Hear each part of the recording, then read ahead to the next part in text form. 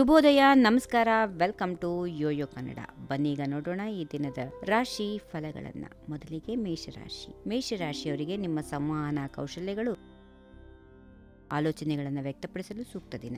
ಆರ್ಥಿಕ ಲಾಭದ ಸಾಧ್ಯತೆಗಳಿವೆ, ಆದರೆ ಆರೋಗ್ಯ ಮತ್ತು ಅಪಘಾತಗಳ ಬಗ್ಗೆ ಸ್ವಲ್ಪ ಎಚ್ಚರ ವಹಿಸಿ. ವೃಷಭ ರಾಶಿಯವರಿಗೆ ಉತ್ಸಾಹದಿಂದ ಕೂಡಿದ ದಿನ. ಕೆಲಸದ ಕಡೆಗೆ ಗಮನ ಕೊಡಿ. ಸಂಜೆಯನ್ನ ಸ್ನೇಹಿತರೊಂದಿಗೆ ಸಂತೋಷದಿಂದ ಕಳೆಯುತ್ತೀರಿ.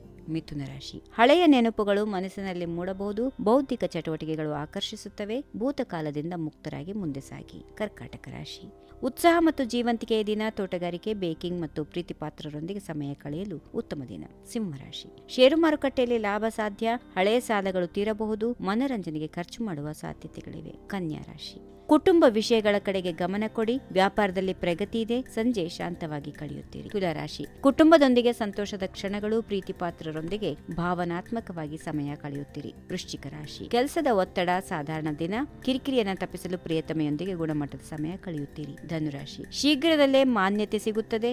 ಉತ್ಸಾಹ ಉನ್ನತವಾಗಿರುತ್ತದೆ. ನಿರಾಸೆಗೆ ಒಳಗಾಗದೆ ಮುನ್ನಡೆಯಿರಿ. ಮಕರ ರಾಶಿ, ಭಾವನೆಗಳನ್ನು ನಿಯಂತ್ರಿಸಿ, ಇಲ್ಲದಿದ್ರೆ ಖಿನ್ನತೆಗೆ ಒಳಗಾಗಬಹುದು. ಶಾಂತವಾಗಿರಿ. ಯಶಸ್ಸಿಗೆ ದಾರಿ ತೆರವುಗೊಳಿಸಿಕೊಳ್ಳಿ. ಕುಂಭರಾಶಿ, ಕೆಲಸ ಮತ್ತು ವೈಯಕ್ತಿಕ ಜೀವನದ ಸಮತೋಲನ. ಆರ್ಥಿಕ ಸಮಸ್ಯೆಗಳು ಇಲ್ಲ, ಆದರೆ ಸಣ್ಣ ವಿಷಯಗಳು ಮನಸ್ಸಿನಲ್ಲಿ ಕಾಡಬಹುದು. ಕೊನೆಯದಾಗಿ ಮೀನರಾಶಿ, ಹಣಕಾಸಿನ ಲಾಭ ದಿನ. ವ್ಯಾಪಾರ ಅಥವಾ ವಿದೇಶಿ ಹೂಡಿಕೆಯಿಂದ ಆದಾಯ.